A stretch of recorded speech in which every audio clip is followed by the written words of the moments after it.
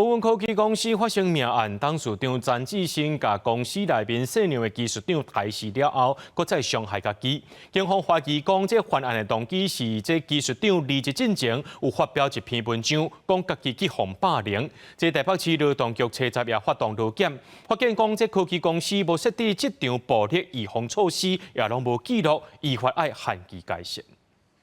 台北市劳检处人员透早出现信义区办公大楼。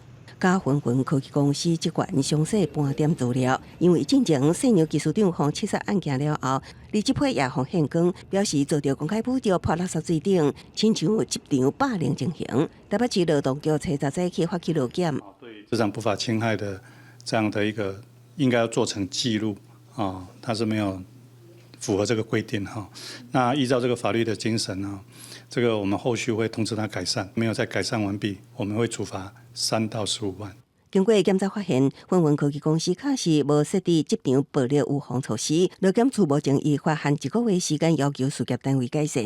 实际上，依据劳动部发布的这项职务遭受不法侵害预防指引，规定只要伫100人以上的公司头家都爱定计划，预防劳工伫执行职务的时遭受身体也是精神不法侵害。另外，就算中小企业无满100人，拢要有现场工作环境改善、人员训练等等，明确的执行记录，各留存3年。大概有一些太一样的描述，让雇主他在处理这个或者订办法、订相关这个处理办法的时候，有所依循啊。那最重点是什么？重点是你要向谁来申诉啊？